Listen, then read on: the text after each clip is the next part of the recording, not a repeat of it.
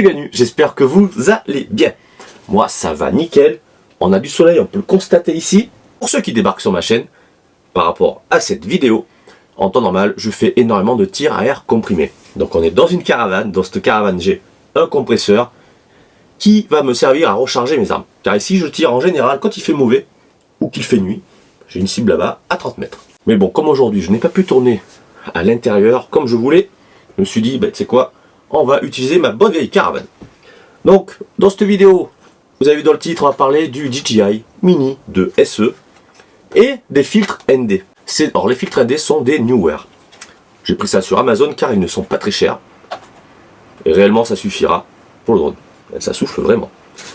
Alors, donc déjà, on va peut-être commencer à vous montrer un petit peu de près à quoi il ressemble. Ce que je vais faire, je vais prendre avec un téléphone. Voici donc les petits filtres.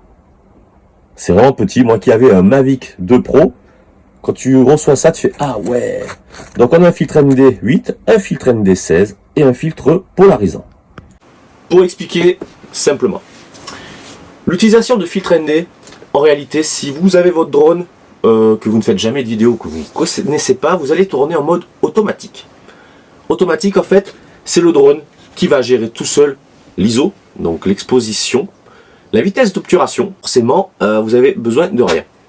Mais, en fait, quand on veut faire une vidéo, alors de loisir, c'est pas très gênant. Mais si on veut faire un petit montage vidéo avec une caméra ou autre, ce qui est bien, c'est de connaître en fait le fonctionnement. Une fois qu'on le connaît en vidéo, c'est assez cool, vous allez voir pourquoi. L'avantage du mode manuel, c'est que vous allez faire votre réglage et le réglage ne bouge plus. Alors qu'en automatique, par exemple, une fois que vous volez, vous commencez à prendre un bâtiment ou quelque chose, vous avez la lumière qui est projetée naturelle.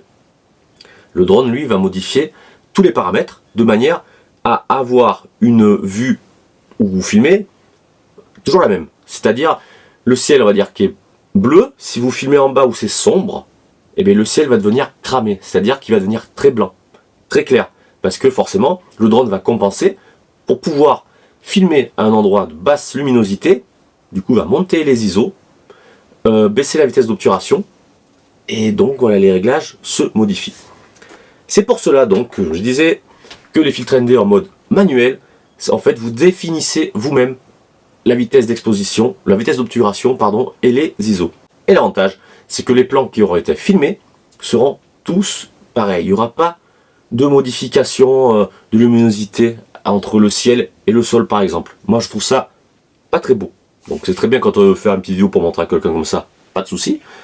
Mais une vidéo quand on veut faire quelque chose d'assez sympa, d'assez cool, faire un montage assez qualitatif on va dire, même avec ce petit drone là, il faut être en mode manuel.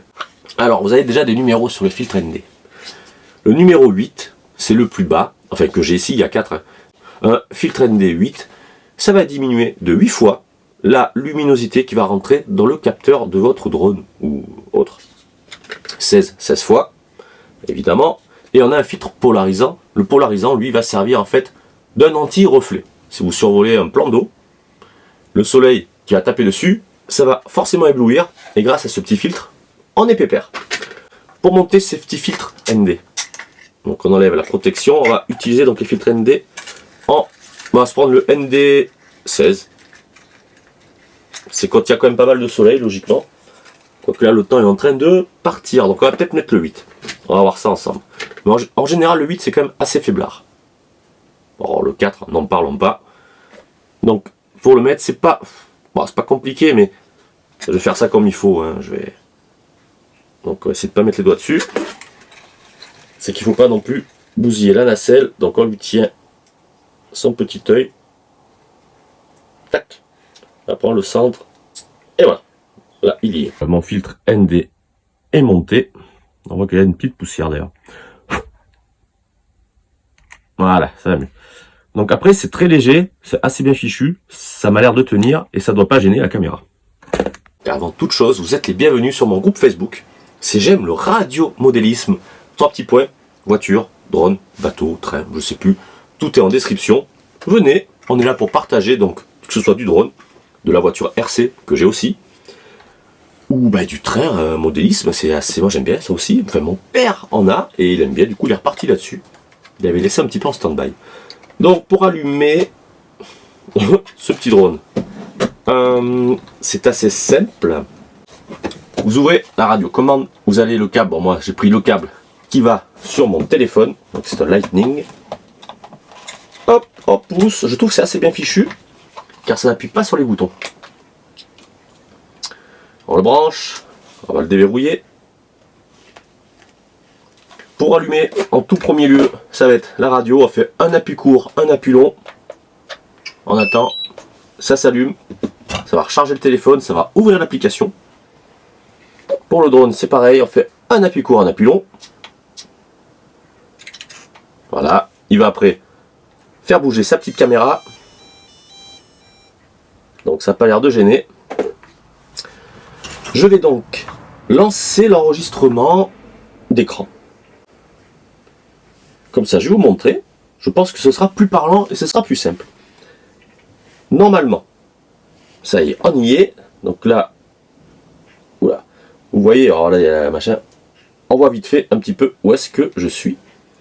Donc là, en bas à droite, vous voyez une petite caméra. Cette petite caméra, c'est là où on va sélectionner notre manière et notre mode à utiliser pour filmer. Vous voyez que là, il y a écrit auto. Donc ça veut dire que là, le drone, il va être en automatique. Par exemple, ce que je vous disais. Vous voyez, là-bas, on voit très bien dehors, même si la vitre est sale. Si je tourne mon drone côté gauche, où c'est très sombre, il va automatiquement réguler et régler, plutôt remettre à niveau la luminosité. Et donc normalement, on devrait y voir. Un peu. Et oui, en plus, j'ai quand même le... Ok, on voit quand même. Voilà, là on voit bien. Alors attends, je mets ça. Là, je m'approche, il arrive à peu près à voir. Après, il fait très sombre.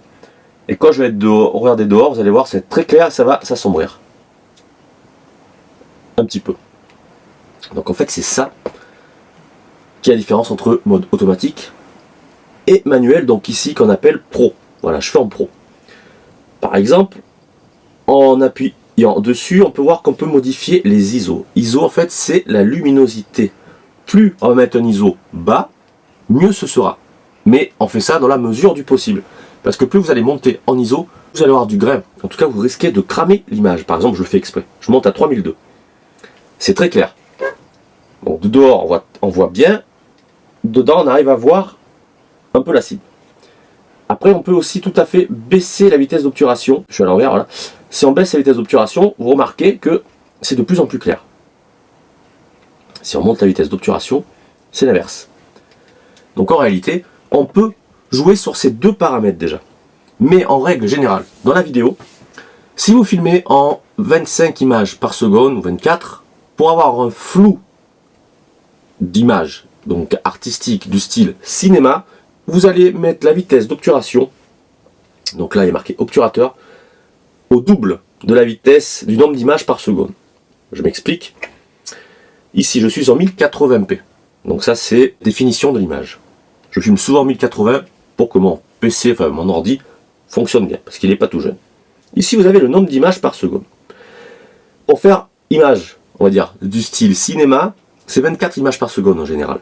Bon, moi en drone, sachant qu'en général je filme à 30 avec un téléphone, ou des fois 60, eh bien, je vais mettre à 60 images par seconde. Ce qui va me permettre de faire des ralentis x2. Donc on peut faire des ralentis si vous faites 30 images par seconde, mais non, en fait, on peut, mais l'image va saccader. À l'œil, on va s'apercevoir qu'il manque des images. Parce qu'une vidéo, ben, ce sont des photos, en fait, tout simplement. Donc en 60 images par seconde, 1080. La balance des blancs, par contre, en haut, que vous voyez, les 4900K, ben, moi je laisse en automatique. Ça c'est un peu plus délicat. Ensuite, donc, je rappuie à droite. Alors, les ISO, donc moi j'essaie d'avoir entre, alors le plus bas, évidemment, 100, 400. 800, ça commence à faire beaucoup, mais 400. On avait dit, je suis à 60 images par seconde. Le shutter, vitesse d'obturation, c'est 120. Voilà. Tout simplement. Donc là, on est réglé. Je filme dehors. Donc on a la luminosité. Je filme à l'intérieur. Ça ne bouge pas. Donc ça, après, c'est à vous, une fois que vous faites de la vidéo. Voilà, vous voyez un petit peu, là, on voit bien. On reste dans le noir. On ressort. Ça ne bouge pas. Si je mets en auto, je vais dans le noir. Ça cherche à monter les ISO et à réduire la vitesse d'obturation. Et là on va voir que ça va faire très clair et s'assombrir. Voilà comment ça fonctionne, c'est simple. Mais vous allez voir que vous allez comprendre un petit peu, je fais tomber le truc, la vidéo, comment ça marche. Et ça marche comme ça. Mais comme j'ai dit, plus vous montez en ISO, plus vous allez avoir un problème de surexposition, vous allez cramer l'image. Et ça en post-production, quand vous allez faire votre montage, c'est quasi impossible, même c'est impossible à récupérer. Alors qu'une image basse luminosité, un peu sombre, vous allez pouvoir remonter un petit peu ça. Mais bon, ça c'est encore différent. Alors attends, c'est quoi, j'ai coupé. Donc si vous filmez que c'est un peu trop sombre, en post-prod, vous allez pouvoir remonter tout ça. Mais cela va dépendre aussi de la taille du capteur de votre caméra. Donc là on parle du drone, ça c'est un tout petit capteur. Voilà, forcément on va pas avoir énormément de détails. Allez, j'en bois un coup, et on va aller dehors, et on va se tester ce petit mini, en plus avec du vent, donc c'est fabuleux. Avant toute chose, quand on vole, on va dans les 3 petits points, on descend, on va faire étalonner le compas. Normalement, il faut faire ça avant chaque vol. Oui, non, mais ça, d'accord. Allez, on démarre. Il faut le faire tourner sur lui-même. Et ensuite, comme ça, debout. Pareil, la petite pirouette qui va bien. Et qu'il a allumé depuis tout à l'heure, il a envie de voler. C'est ce qu'il vient de me dire en arrivant. Le choix, je reste ici. Donc on est en mode pro. Donc là on peut le constater. On va baisser les ISO parce que je trouve que le ciel est un peu trop. Le ciel est un peu trop cramé. Là, il est très blanc. Si je descends à 100 ISO, le reste. Et moi c'est très bien comme ça. Peut-être faire 200. Allez. 200 ISO, on est pas mal. Ce que je vais faire, je vais enregistrer quand même. Ça au moins, on va essayer de faire un truc. Bon, attends. Et c'est parti, en plus il y a du vent, on décolle.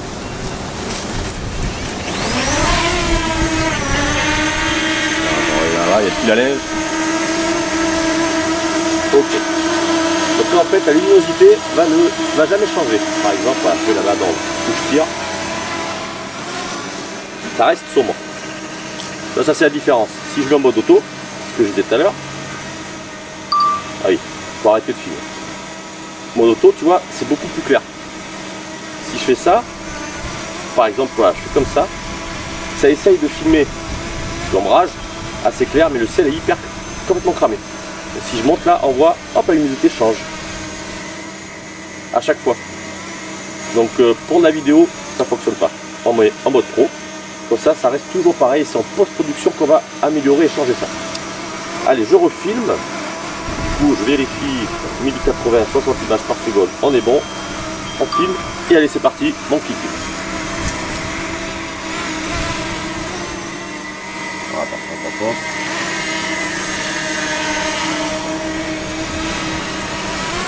Allez, let's go. Donc voilà, vous n'avez pas de changement de luminosité. Et c'est ça qui est chouette.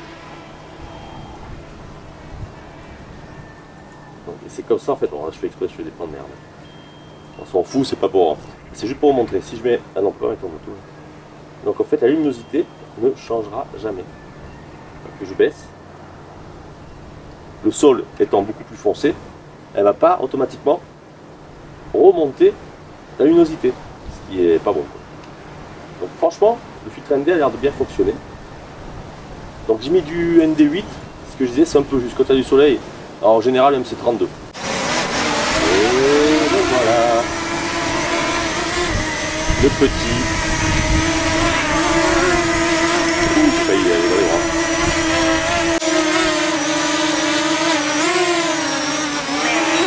Là, pour la chope. Très bien. Allez, reste ici, mon petit. Donc on aura pu le constater, le filtre ND, donc, a l'air d'être pas mal. Bon, je suis un peu trop bas, en 8, il aurait fallu du 16, voire du 32, mais 16 c'était pas mal. On se retrouve dans la caravane pour finir cette vidéo. Voilà, j'espère que cette petite vidéo vous aura plu, que ce test aura été concluant et de moi, j'espère en tout cas que vous allez voir un petit peu à quoi ça sert, hein, les filtres ND, et que vous aurez compris un petit peu les bases de la vidéo, entre guillemets. En tout cas, des différences entre le mode automatique et le mode pro, qu'ils appellent comme ça, donc manuel. Alors maintenant, comme d'habitude, je vais vous inviter à partager, à liker, abonnez-vous si ça vous dit, et à la prochaine pour une nouvelle vidéo. Allez, salut, ciao. T'as bien volé toi.